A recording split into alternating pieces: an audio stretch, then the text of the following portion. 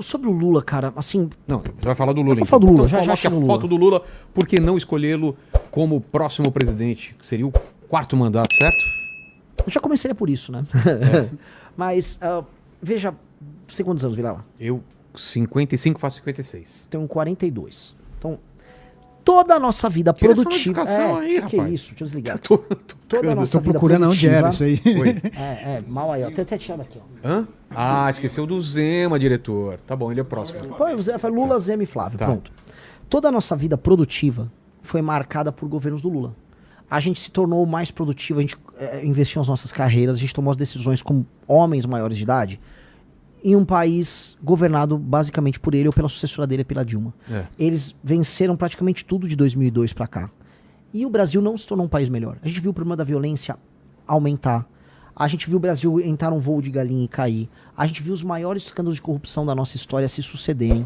A gente viu a gente se alinhar a um bloco internacional de nações que cometem os crimes dos mais diversos. A gente financiou a ditadura na Venezuela, a gente financiou a ditadura na África. A gente viu o início de discussões no Brasil sobre ódios interregionais. A gente viu o PT dividir o Brasil. A divisão que a gente tem no Brasil, falando, é o direito civil. Mentira, quem dividiu como política foi o PT. Foi a estratégia que o João Santana adotou com o Lula após o Lula ter o Bolsa Família, que aí ele ficou realmente hegemônico no Nordeste. O Lula ganhou em 2002 com um voto bem distribuído por toda a nação. Tinha voto no Sul, daí ele ganhou em São Paulo em 2002. Entendeu? Então, o PT, naquela época, fez essa escolha, ele dividiu o Brasil em dois. Então, o Lula fez tudo isso. O Brasil não se tornou um país grande. O Brasil se tornou um país que ganhou o apelido de anão diplomático. O Brasil perdeu todas as grandes oportunidades de se tornar uma das grandes nações da história. Se o Brasil tivesse feito as reformas de competitividade que a gente está falando em fazer, que eu comentei hoje num programa, durante o governo Lula nos anos 2000, o Brasil teria estourado, deslanchado. Se previdência, reforma administrativa, se reforma trabalhista, se vamos dizer, o cuidado com a questão fiscal permitindo que o juros ficasse baixo, tudo isso acontecesse naquela época, o Brasil tinha infraestrutura, empresas se instalavam aqui, tinha complexidade, o mundo era outro. Não foi isso que aconteceu. O Lula vendeu a janta para pagar o almoço, ou seja, ele vendeu o nosso futuro para ele poder comprar os carguinhos dele, ganhar as eleições dele e a sucessora dele, a Dilma. Portanto, o Lula é o grande câncer da nossa geração. O Lula tem que deixar de existir do ponto de vista político. A memória política do Lula tem que ser esquecida. O Lula foi o grande desperdício geracional nosso. E o Lula também representa uma geração, os sonhos da geração dos anos 60, 70 no Brasil, meio de esquerda e tal, que não larga o nosso pé. Não larga, parece que a gente tem que viver o tempo todo o sonho daquela pessoa que assistiu o filme Ainda Estou Aqui, as brigas da ditadura militar, aquelas categorias de pensamento idiotas. O Lula tem que sumir, vai dar pombo pro milho, Lula, vai cuidar da Janja. Já deu, o governo dele cansou, ele mesmo tá cansado. Todo mundo percebe que o Lula já não consegue raciocinar direito, ele tá cansado, ele tá sem energia. Esse homem sem energia, deprimido, cansado, que já não nem sabe qual é o projeto dele do Brasil, tanto que qual é a proposta dele? Pé de meia, vou te dar uma graninha pra você ir pra aula. Ir pra aula é obrigação. Vou te dar um botijão de gás. Vou te dar energia elétrica. É isso o projeto de Brasil do PT? Então o cara começa, né? A esperança, né? 2002, Lula ganhou. A esperança do operário que não sei o quê. Acelera a fita, chegamos em 2026, eu vou te dar um botijão de gás. Calma, que país é esse? Que país desgraçado ele entrega que as pessoas estão comemorando que ele agora vai distribuir botijão de gás? Então, pô, é um projeto falido. O Lula tem que ser... Eu podia falar da corrupção do Lula, podia falar de tudo. Eu vou falar só de uma coisa. O projeto dele é essencialmente falido. E ele entregou uma geração inteira destruída. Não à toa que ele pegou um Brasil que hoje boa parte das pessoas vivem de assistencialismo. Ele pegou um país que ainda recebia um restinho de imigrante. Hoje o país exporta pessoas pro resto do mundo. Um país em que as facções criminosas ficaram poderosas. O Lula acabou com a nossa geração. É isso. A nossa geração no Brasil é uma geração que será para sempre marcada por ter sido a geração que foi destruída pelo Lula. Tem chance dele desistir? Se a direita estiver muito à frente, Tem. Você acha que ele corre o risco de perder e fala, putz, eu não vou Tem. terminar minha biografia assim? Tem. E aí Mas ele não criou um sucessor, e aí? Mas aí, cara, ele bota no segundo turno, talvez, um Haddad ou um Camilo, talvez. Porque eu acho assim, pra quem rodou no Ceará, Maranhão, saiu até pesquisa Metrópolis que eu tava roubando o voto deles no Nordeste. Essa é matéria do Metrópolis, desculpa. Os filhos do eleitor do Lula no Nordeste não gostam do Lula. Os filhos do eleitor do Lula no Nordeste querem uma vida que vá além do vou receber uma bolsa, e o prefeito da cidade vai fazer um negocinho aqui e o Lula gosta da gente. As pessoas querem mais do que isso. E o Lula não tá entregando um horizonte disso. O que o Lula tá visando pra essa pessoa mais pobre, vamos supor, um rapaz que é entregador em Sobral, lá no Ceará.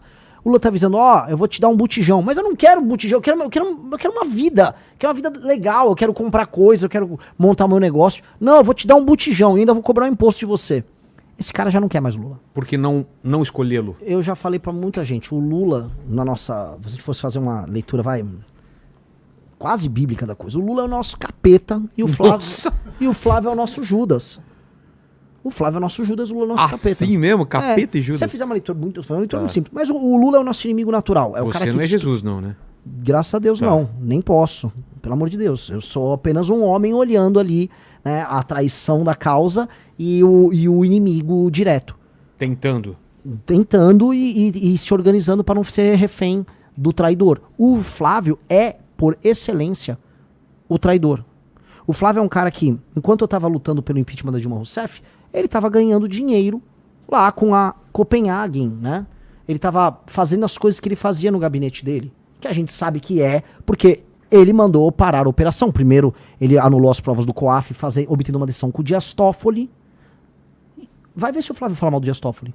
E depois, praticamente obtendo um foro especial para cuidar do caso dele, que era um caso que envolvia alergia, ou seja, se livrando com a ajuda do STF, com uma decisão do Gilmar Mendes. Vai ver se ele fala mal do Gilmar Mendes. O Gilmar Mendes, que teve um irmão dele apoiado pelo pai dele, o Jair, quando concorreu para prefeito no Mato Grosso. Aí, ajuda a destruir a Operação Lava Jato através da CPI, do enterro da CPI da Lava Toga. Apoia a maior parte das nomeações dos ministros do STF ligados ao petismo agora. O primeiro foi o Zanin. Fez o que fez agora na CPI do Banco Master. Quando tem votações polêmicas, se ausenta. Agora teve a votação da misoginia. É um negócio assim, eu não quero perder voto, então eu vou votar a favor do PL e da misoginia. Que diabo de líder é esse? Ele tá sempre traindo o eleitor dele. O cara é uma máquina de trair.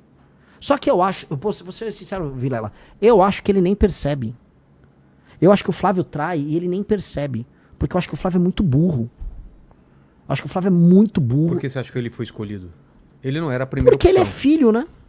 Porque ele tem a marca. Não o Tarcísio e a Michele? Não, pera, o Tarcísio não é da família Bolsonaro. Sim. Aí eles não iriam abrir fora da Fazia da sentido? Pra eles? Pra família? Eu vou botar um cara que não é da família, aí esse cara leva o meu voto e me deixa aqui de escanteio. A família Bolsonaro, é o Jair Renan, que não é... E o Carluxo, que não são pessoas bem do ponto de vista... Que não estão bem do ponto de vista cognitivo. Eu não vou ficar falando tantos caras. O Eduardo tá lá nos Estados Unidos, querendo ser um líder mundial de nada, lá comemorando que tarifou o próprio país. Aí o Flávio tava aqui. Eles não construíram um partido, eles não construíram um bloco político coeso, eles não construíram nada. Pô, a gente montou um partido, eles não. E aí, então, quando você não monta nada, se depende só do teu nome, da sua intenção eleitoral, que é o nome do Jair Bolsonaro, que tem um recall grande. Então o Flávio falou, eu vou dar isso pro Tarcísio? Não, vamos ficar pra família. E honestamente, é uma das poucas decisões racionais que eles tiveram ali. Porque senão ele ia ser comido, ele ia ter a base política dele comida pelos outros. Só que ele não foi aceito como líder. O Nicolas tá em rebelião contra ele, a Michele Bolsonaro também. Ela falou alguma coisa? Eles vivem brigando nos bastidores, mas brigando, tem inúmeras matérias. O clima entre eles é tenso, houve brigas no Ceará. Aí eles vão colocando assim, o Carluxo vai concorrer a senador por Santa Catarina.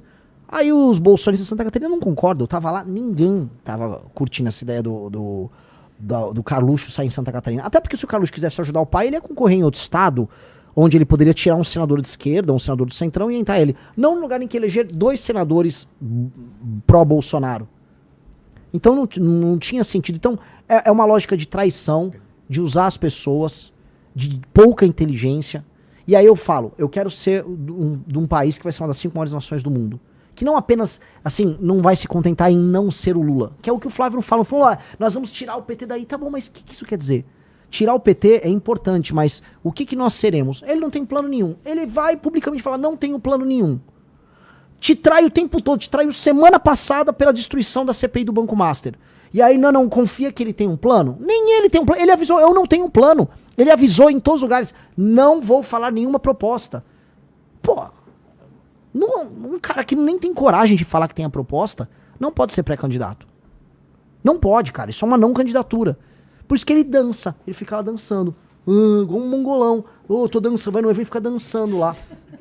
Fala alguma coisa, meu irmão. Fala uma proposta, para de dançar. Gostou do corte? Então se inscreva no canal e deixe seu comentário. Ajude o projeto do Renan Santos a chegar em mais pessoas. Nos vemos no próximo vídeo.